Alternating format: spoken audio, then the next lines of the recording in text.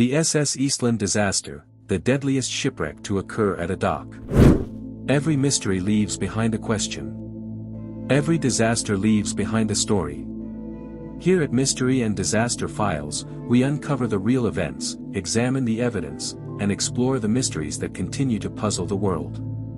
If you're ready to discover what really happened, let's begin. On the morning of July 24, 1915, thousands of employees of the Western Electric Company and their families gathered along the Chicago River for what was supposed to be an enjoyable summer outing.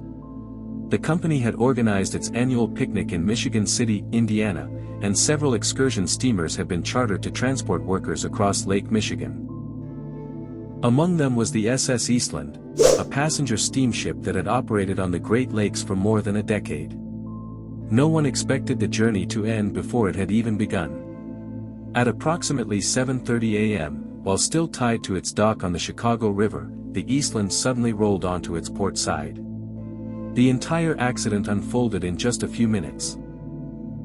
By the time rescue operations were over, 844 people had died, making it one of the deadliest maritime disasters in American history and the greatest loss of life on the Great Lakes. The EASTLAND was built in 1903 by the Jenks Shipbuilding Company in Michigan. It measured about 265 feet in length and was designed to carry large numbers of passengers on short recreational trips around the Great Lakes.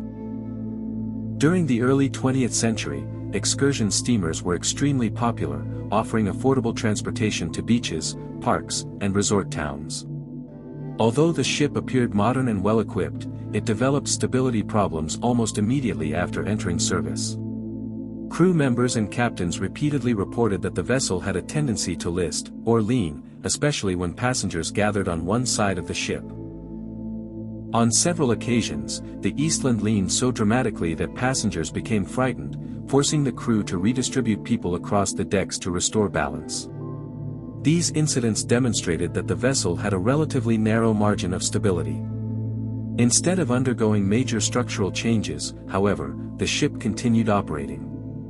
Ballast adjustments and careful loading procedures helped reduce the problem, but they never completely eliminated it. In 1912, the sinking of the RMS Titanic led to sweeping changes in maritime safety regulations. One of the most significant reforms required passenger ships to carry enough lifeboats and emergency equipment for everyone on board. Like many older vessels, the EASTLAND was modified to comply with these new regulations. Additional lifeboats, rafts, davits, and other equipment were installed on the upper decks. While these changes were intended to improve passenger safety, later engineering studies concluded that the added weight increased the ship's already high center of gravity.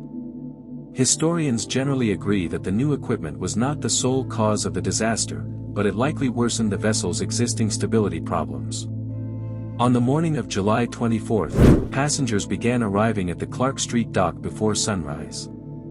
Many employees brought their spouses and children. Families carried picnic baskets, blankets, and cameras, looking forward to a relaxing day away from the factory. Weather conditions were ideal. The river was calm, there were no strong winds, and nothing suggested that the day would end in tragedy. As boarding continued, the EASTLAND slowly developed a slight list toward its port side. Such movement was not unusual for passenger ships, particularly when large numbers of people boarded from one side. Crew members attempted to balance the vessel by directing passengers toward different sections of the ship. For a short time, the list appeared to improve. However, as more passengers boarded and others moved around the upper decks, the ship continued rolling from side to side. Each movement shifted thousands of pounds of weight, reducing the vessel's already limited stability. By approximately 7:28 a.m., witnesses noticed that the EASTLAND was leaning more noticeably. Some passengers held on to railings for support, while others remained unaware that anything was seriously wrong. The crew continued attempting to manage the ship's balance, but events were moving beyond their control. Just a few minutes later, the EASTLAND suddenly rolled sharply to port. Still secured to the dock, the ship tipped onto its side and came to rest in the shallow waters of the Chicago River. The accident happened so quickly that many passengers had no opportunity to react. If you're enjoying this investigation, Take a moment to like this video and subscribe to Mystery and Disaster Files. It helps us bring you more real mysteries, historic disasters, and true stories from around the world. Although the river was only about 20 feet deep, the rapid roll trapped hundreds of people inside the ship. Furniture, benches, and heavy equipment broke loose, blocking passageways and exits. Water poured through open windows and portholes, flooding enclosed compartments. Passengers on the exposed decks often managed to climb onto the overturned hull or jump into the river. Those trapped inside the vessel faced a far more dangerous situation. Many became disoriented as floors became walls and staircases turned nearly vertical. Others were pinned beneath debris or unable to escape from flooded cabins. Because the disaster occurred in downtown Chicago, help arrived almost immediately. Police officers, firefighters, tugboat crews, dock workers, and ordinary citizens rushed to the scene within minutes. Rescuers climbed onto the overturned ship and smashed windows in an effort to reach survivors. Nearby businesses supplied ladders, ropes, axes, and cutting tools, while doctors and nurses established emergency treatment areas along the riverbank.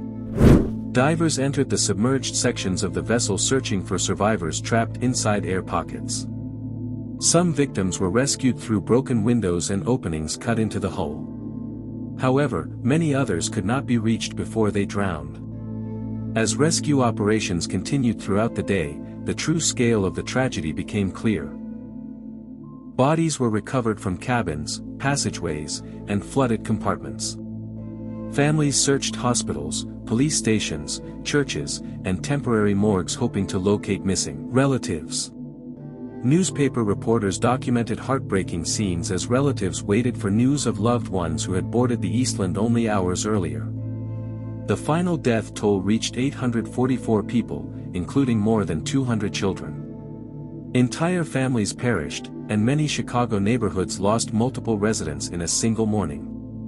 The disaster left a lasting impact on immigrant communities, particularly among employees of the Western Electric Company.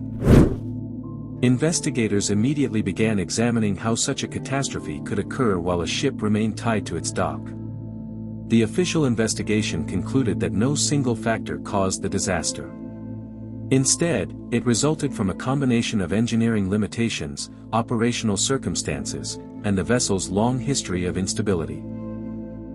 The EASTLAND's narrow design, high center of gravity, passenger movement during boarding, and the additional weight of post-Titanic safety equipment all contributed to reducing the ship's stability.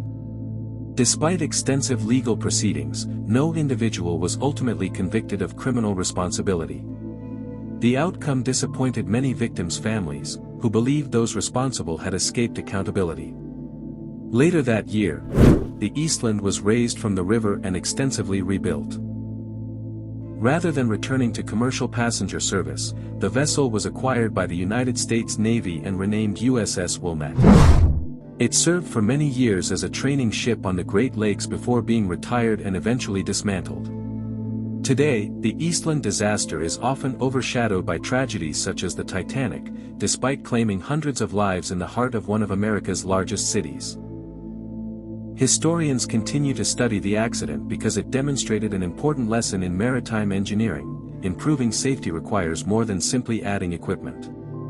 Every modification must be evaluated within the context of a ship's overall design and stability. More than a century later, memorials, museum collections, photographs, and official records continue to preserve the memory of those who died on July 24, 1915. The SS EASTLAND never reached Lake Michigan, and its passengers never attended the company picnic they had anticipated for months. Instead, the disaster became a lasting reminder that even in calm weather and within sight of shore, hidden engineering flaws and overlooked warnings can lead to catastrophic consequences. Every mystery has a different theory, and your opinion matters.